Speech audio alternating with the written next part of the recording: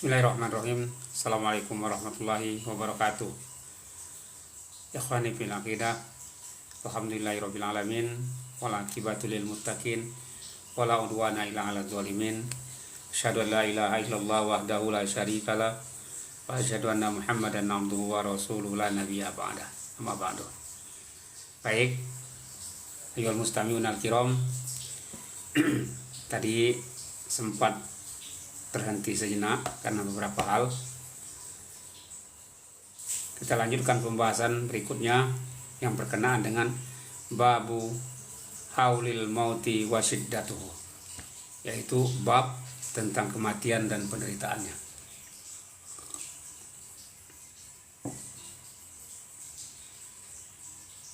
Kematian ini sebagaimana Allah Subhanahu wa taala berfirman, kullu nafsin dha'iqatul maut. Sesungguhnya setiap makhluk yang bernyawa pasti akan mati. Qul innal mauta tafirruna alladzina minhu fa innahu mulaqikum tsumma turadduna ila alimil ghaibi wasyahada fayunabbiukum bima kuntum ta'malun. Katakanlah bahwa sesungguhnya kematian yang kamu lari darinya, kamu takut darinya, dan sesungguhnya dia akan menjumpaimu. Fayunabbiukum bima kuntum ta'malun. Dan kematian itu nanti setelah kamu mati akan diberitahu oleh Allah Subhanahu wa taala tentang apa-apa yang kamu kerjakan di dunia. Maka fa idza jaa ajaluha la yastakhiruna sa'atan wa la yastaqdimun. Ketika ajal manusia itu telah datang, maka tidak akan dimajukan dan tidak akan dimundurkan dan tidak akan dimajukan walau cuma sedetik. Jadi bisa disimpulkan bahwa itu adalah suatu hal yang pasti. Maka pada kesempatan yang berbahagia ini kita akan sedikit membahas dan belajar bersama-sama tentang yang berkaitan dengan kematian berdasarkan kitab Tanbihul Ghafilin. Man ahabba liqa Allah, artinya kematian, barang siapa yang senang bertemu dengan Allah Subhanahu wa taala, ahabballahu liqa'ahu, maka Allah pun akan senang berjumpa dengannya. Orang yang senang jumpa dengan Allah ini adalah orang-orang mukmin. Kenapa? Karena orang-orang mukmin itu dia telah diberi kabar gembira tentang pahala-pahala yang akan dia terima nanti di akhirat setelah dia mati. Waman ahabba liqa Allahi habballahu liqa'ahu. Barang siapa yang senang berjumpa dengan Allah, maka Allah pun akan senang berjumpa dengan dia. Dan sebaliknya, waman akraha liqa Allahi akrahallahu liqa'ahu. Barang siapa yang enggak suka ketemu dengan Allah, maka Allah pun enggak suka ketemu dengan dia. Nah, ini biasanya orang-orang yang enggak suka ketemu dengan Allah itu, orang yang enggak suka dengan kematian itu, orang-orang yang belum siap dalam hati dia masih banyak bergelimang dosa, belum sempat melakukan taubat. Nah, oleh karena itu mau tidak mau dalam hal ini kita harus bersiap-siap untuk menghadapi itu, karena kita tidak tahu kapan itu akan datang kepada kita. Maka tidak ada kata lain dari kita sebagai manusia yang kematian itu pasti menghampiri, tidak lain dan tidak bukan, kita harus bersiap-siap.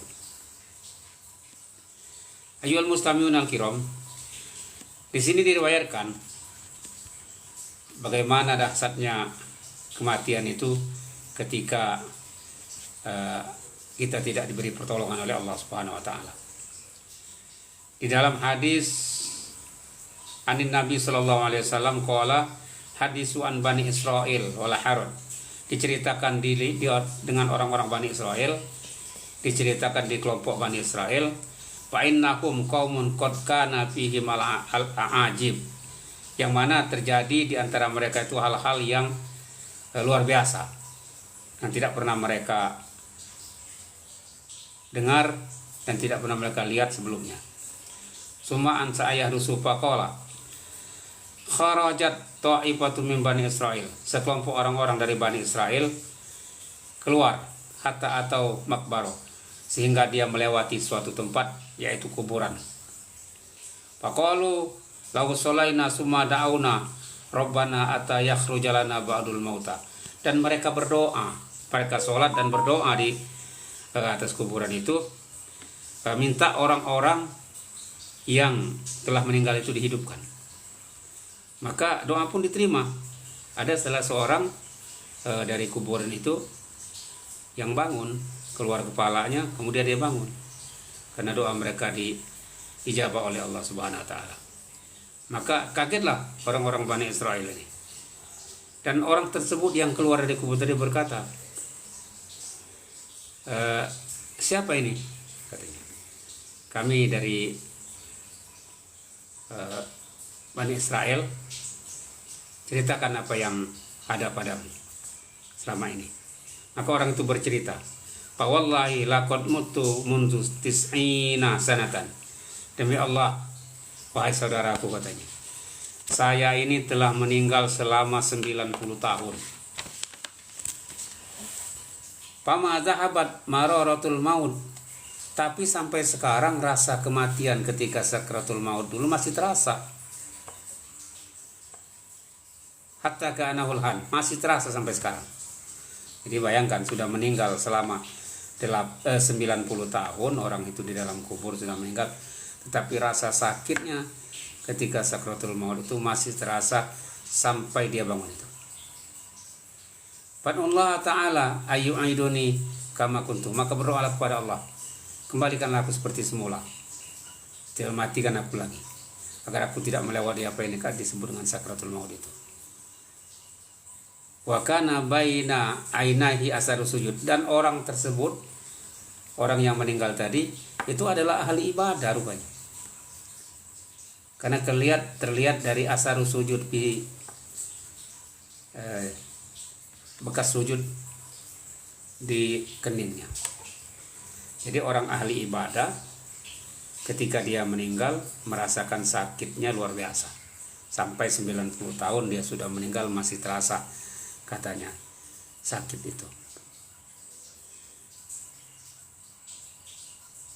Maka ada sebuah hadis Rasulullah sallallahu alaihi wasallam mengatakan, anin Nabi sallallahu alaihi wasallam qala qadru siddatil maut wa qurbahu alal mu'min ka qadri salasumi'ati dorbatin bisaib.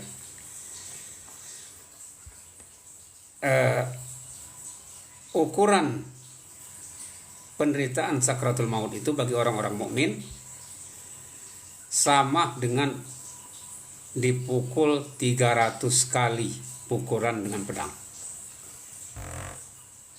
Na'udzubillah.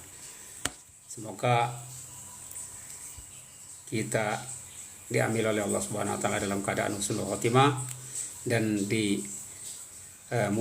Allahumma hawwin alaina fi sakaratil maut. Itu setiap saat kita berdoa, ya Allah mudahkanlah kami, ringankanlah kami dalam sakaratul maut. Karena di dalam hadis ini dijelaskan bahwa bagi orang-orang mukmin sakaratul maut itu sama dengan dipukul, ditebas dengan pedang sebanyak 300 kali tebasan. Na'udzubillah, summa na'udzubillah. Ini luar biasa sakitnya. Bayangkan orang tersebut meninggal sudah 90 tahun tetapi masih terasa bekas sakitnya sampai dia bangun itu. Maka jangan ditinggalkan kita berdoa kepada Allah Subhanahu wa taala. Allahumma hawwin alaina fi sakaratil maut, ya Allah mudahkanlah, ringankanlah kami untuk menghadapi sakaratul maut itu. Qala al-Faqih rahimahullah, man aikona bil maut, siapa yang meyakini tentang kematian, wa'lam annahu nazilun bihi la mahalata, dan ketahuilah bahwa dia turun kapan saja dan di mana saja. Fala buda lahu minal istidad bila amali sholihah. Maka wajib baginya untuk menyiapkan dengan pekerjaan-pekerjaan soleh, dengan amal-amal soleh. Jadi jika orang yang meyakini bahwa kematian itu kapan saja akan datang, maka tugas dia, kewajiban dia adalah untuk menyiapkan amalan-amalan soleh, kumpulkan amalan-amalan soleh, pekerjaan-pekerjaan yang baik ketika dia masih hidup. Wabil ijtinabi anil amalil khabisah, dan menjauhi segala perbuatan-perbuatan yang buruk. Fa innahu la yadri mata yanzilu bihi, karena sesungguhnya kita nggak tahu kapan ajal itu akan menjemput. Jadi tugas kita hanya bersiap-siap. Waqad bayyana Nabi sallallahu alaihi wasallam siddatul maut wa mararatuhu nasihatun. Dan Nabi telah menjelaskan bahwa apa dahsyatnya sakratul maut itu, dan itu merupakan nasihat bagi umatnya, kepada umatnya agar mereka bersiap-siap untuk menghadapi itu. Bagaimana siap-siapnya? Ya tadi itu, yastaidu bila amali sholihah, dengan banyak beramal soleh dan menjauhi segala pekerjaan-pekerjaan yang buruk. Wa yasbiru ala sadaidid dunya, dan hendaklah dia bersabar dengan kesengsaraan dunia ini, karena sesungguhnya kesengsaraan dunia ini jauh lebih ringan ketika kita menghadapi azab kubur. Ketika kita menghadapi sakratul maut dan azab kubur.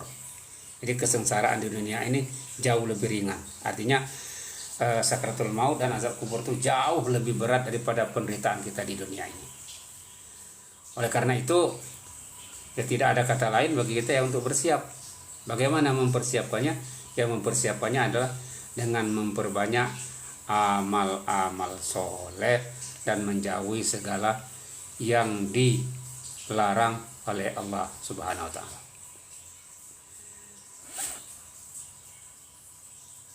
Warwiya an Abdullah ibnu Mas'ur al-Hashimi qala jaa rajulun ila Nabi sallallahu alaihi wasallam.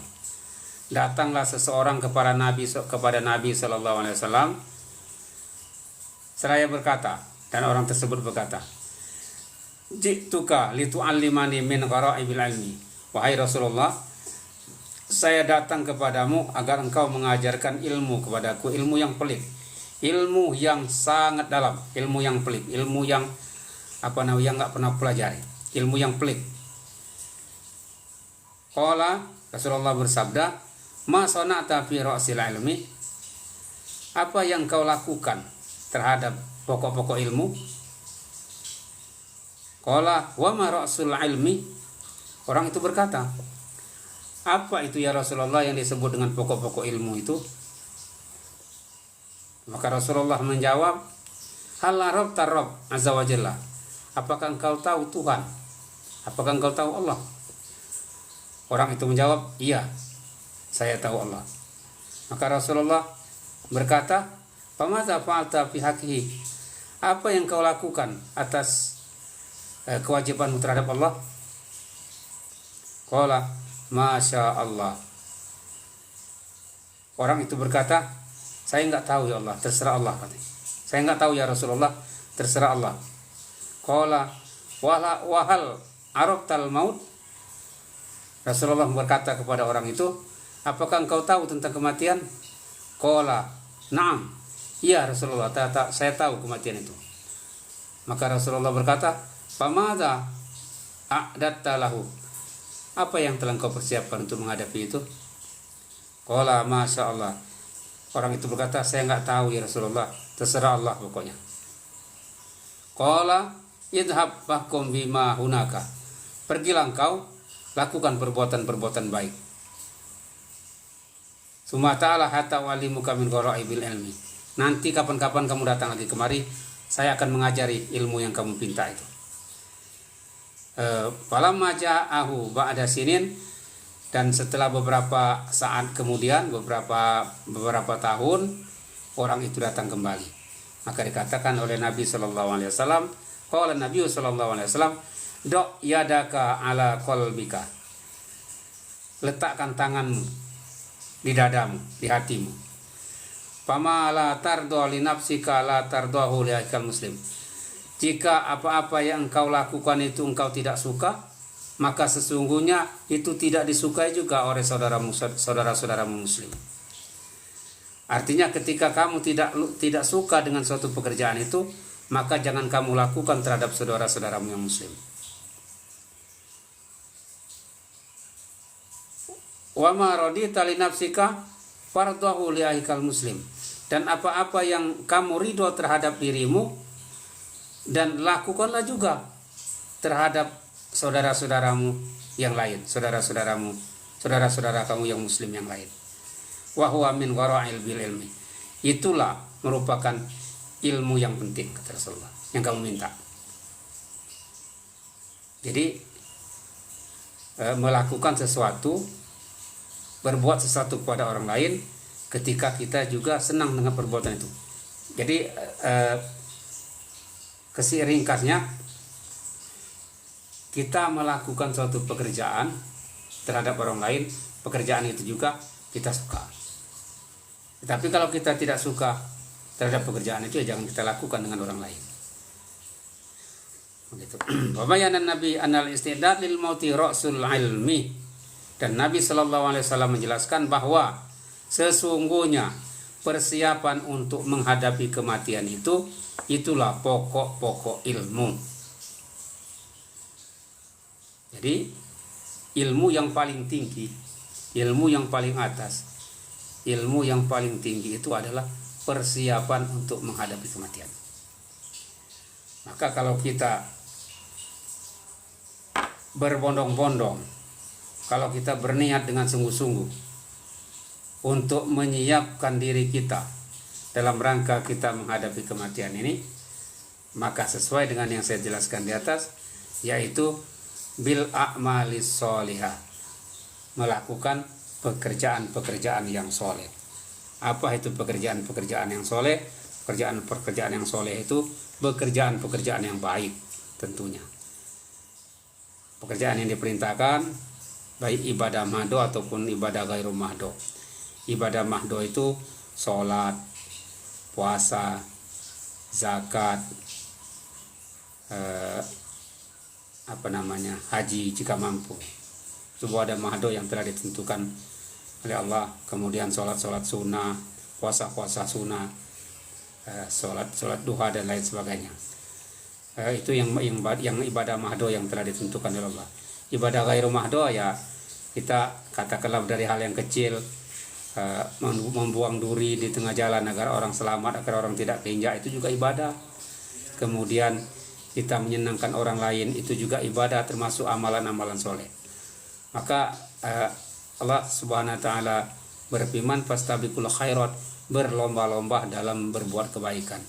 Itu artinya dalam rangka kita menggapai apa yang kita sebut dengan amal soleh. Jadi amal soleh itu diraih dengan kita banyak berbuat kebaikan, baik kepada diri kita sendiri atau kepada orang lain.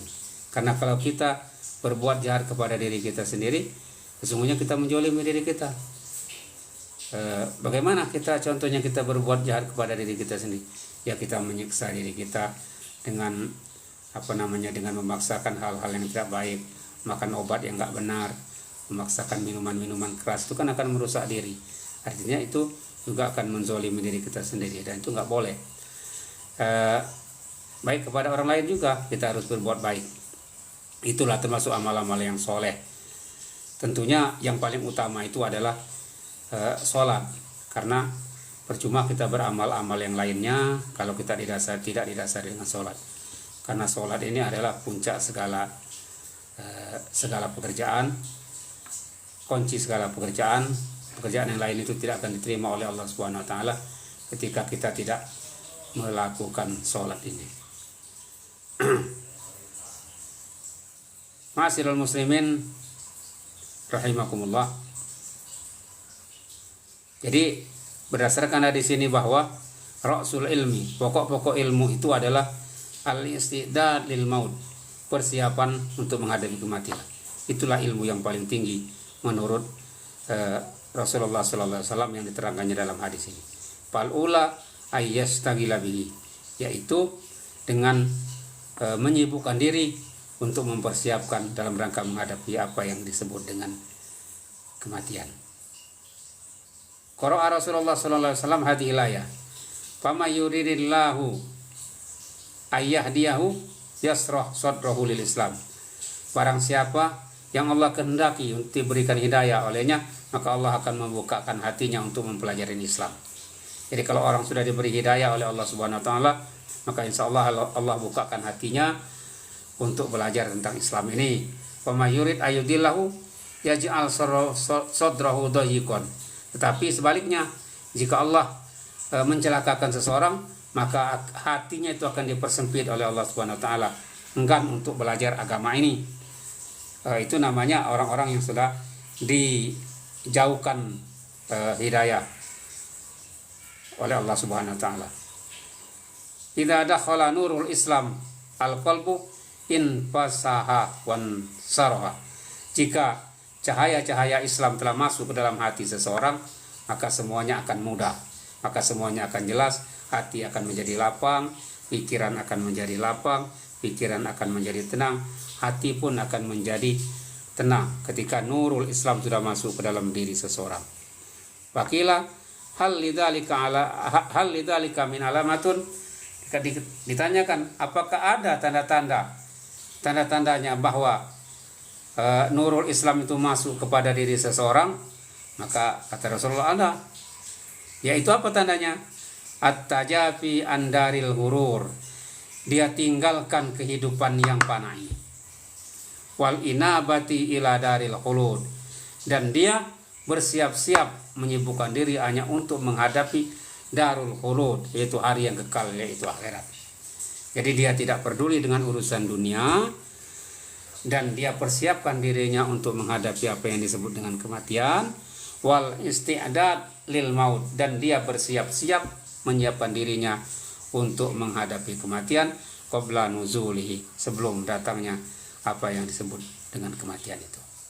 Itulah tanda-tandanya ketika nurul Islam itu sudah masuk ke dalam jiwa seseorang.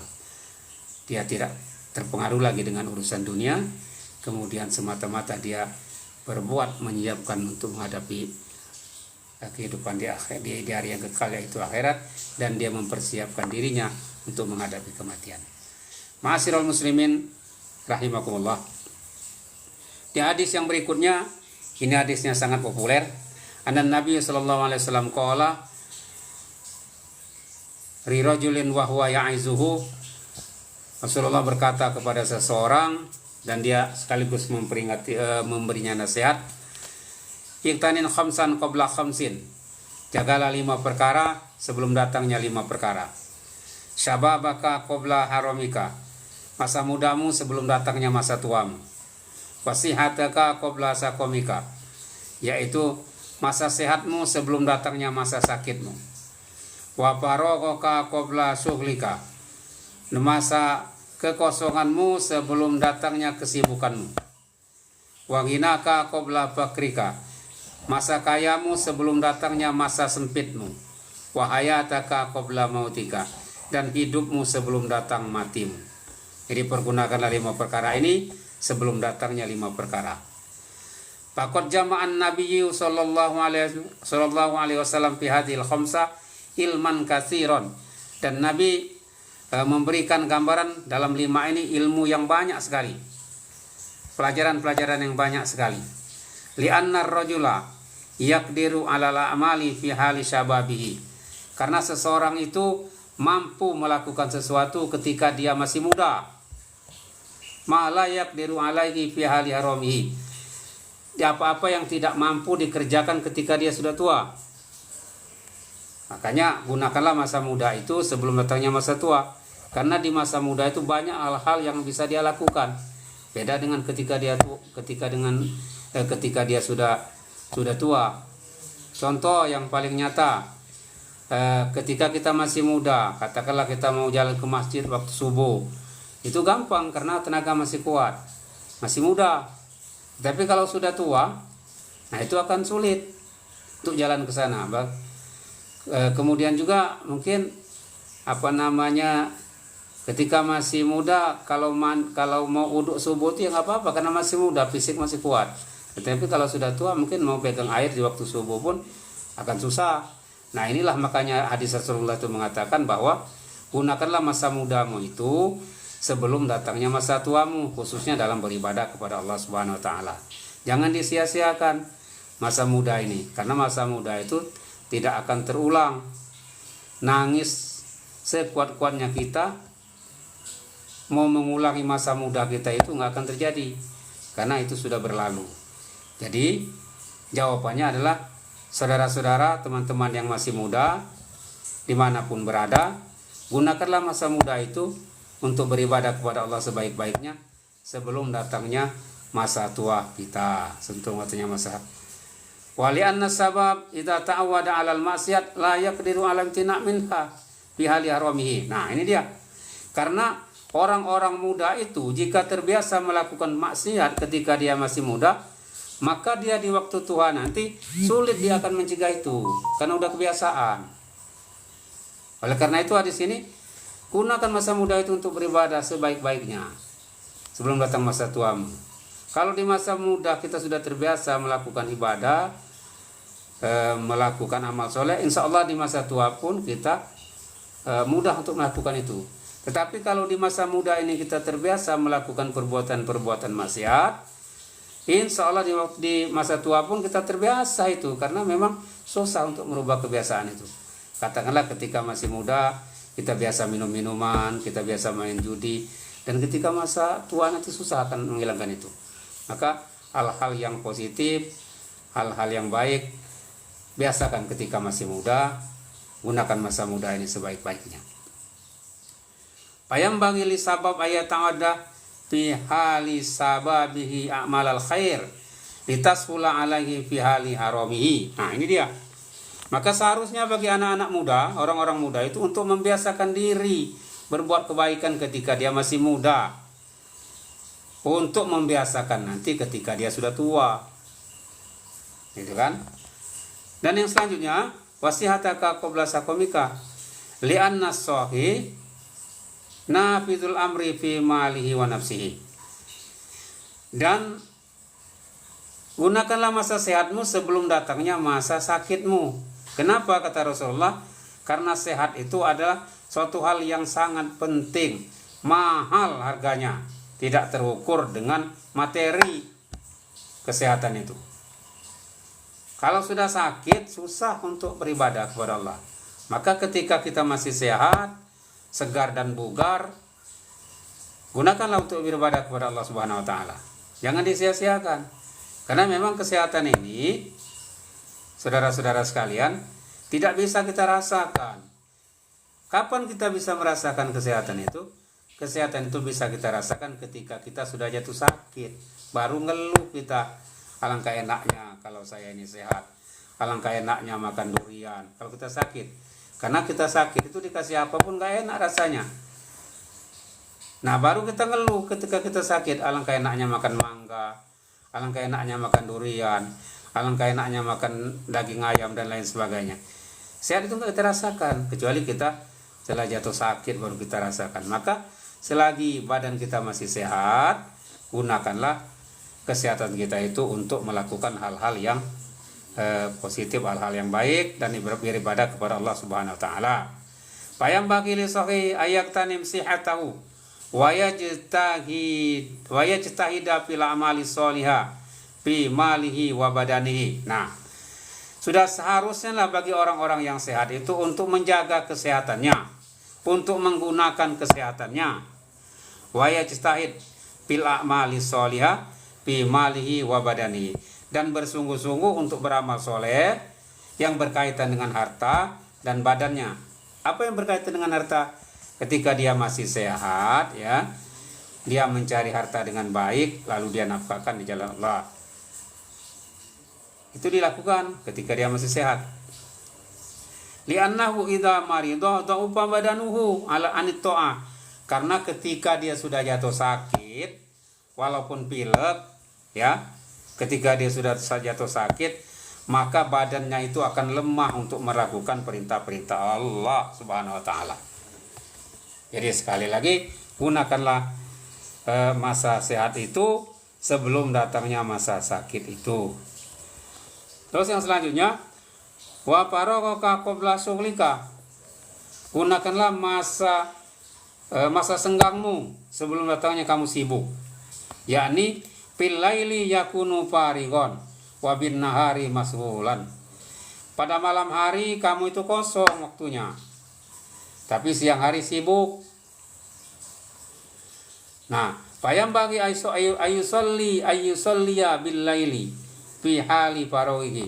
Nah, ketika kosong di malam hari itu, maka seharusnya kita melaksanakan sholat. Karena kosong, nggak ada kerjaan. Maka kita dianjurkan oleh Allah Subhanahu wa taala untuk melakukan sholat malam, membaca Al-Quran, mengaji semacam ini. Karena nggak ada kosong kita kan. Wa yasumu bin nahar, dan pada siang hari kita berpuasa.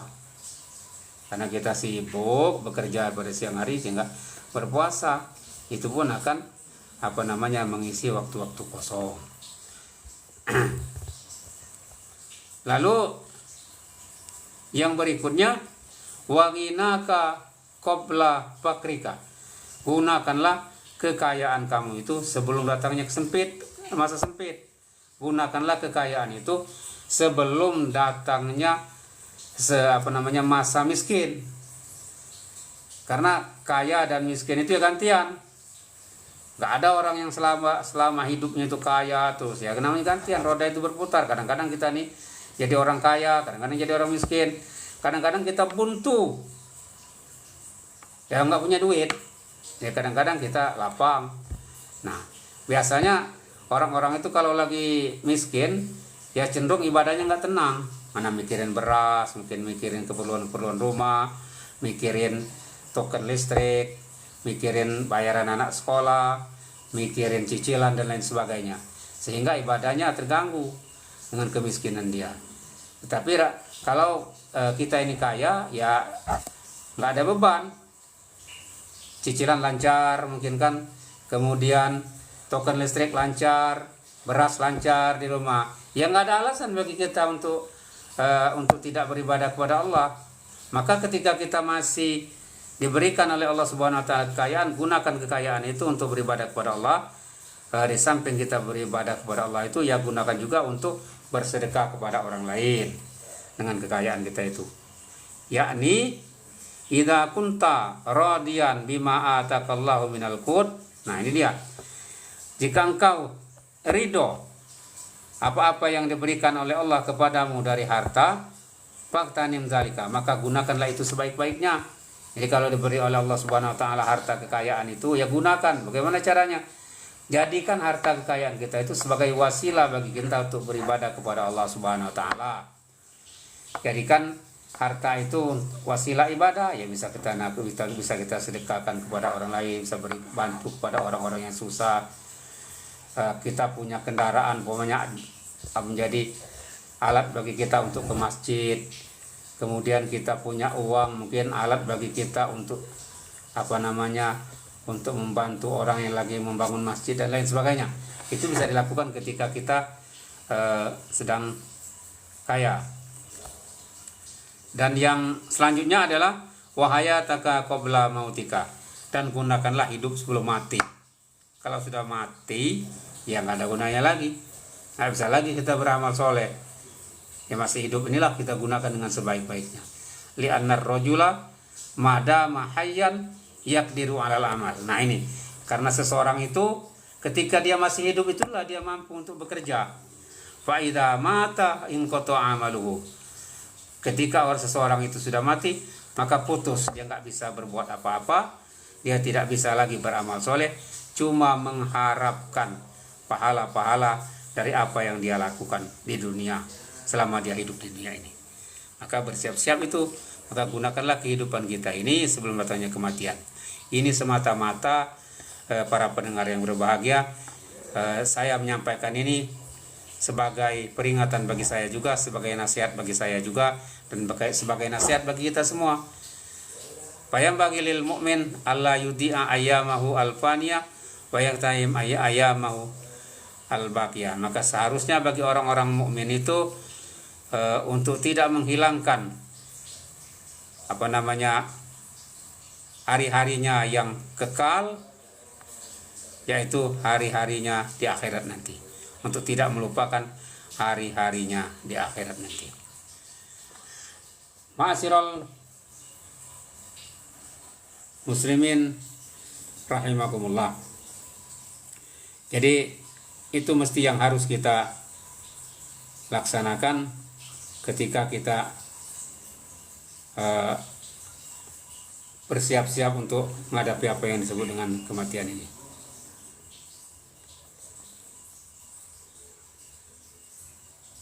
Saya kira ini apa yang dapat saya sampaikan ini. Mudah-mudahan ini bermanfaat bagi kita semuanya. Kajian kita pada malam hari ini. Yang lebih penting lagi, saya ulangi dan saya simpulkan bahwa rasul ilmi, puncak dari segala ilmu pengetahuan itu adalah mempersiapkan diri tentang kematian, mempersiapkan diri untuk menghadapi kematian. Maka orang yang cerdas itu adalah orang yang selalu mengingat tentang kematian, karena itu pasti harus kita lalui. Kullu nafsin dha'iqatul maut. Mudah-mudahan kita semua ini meninggal dalam keadaan husnul khotimah. Amin, Allahumma amin. Dimudahkan segala-galanya, urusan dunia dan akhirat. Rabbana atina fid dunya hasanah wa fil akhirati hasanah wa qina adzabannar. Ya Allah, berikanlah kebaikan kepada kami dunia dan kebaikan kepada kami kebaikan akhirat. Wa qina adzabannar, dan jauhkanlah kami dari siksa api neraka. Amin, Allahumma amin. Kurang dan lebihnya saya mohon maaf. Jika dia ada kekeliruan dan ada kejanggalan dalam saya menyampaikan ini, itu semata-mata datangnya dari saya sendiri karena keterbatasan ilmu saya. Dan jika apa yang saya sampaikan ini benar adanya, maka itu semata-mata dari Allah Subhanahu wa taala. Saya akhiri, wabillahi taufiq wal hidayah, wallahu muwaffiq ila aqwamit thoriq, wal afu minkum. Wassalamualaikum warahmatullahi wabarakatuh.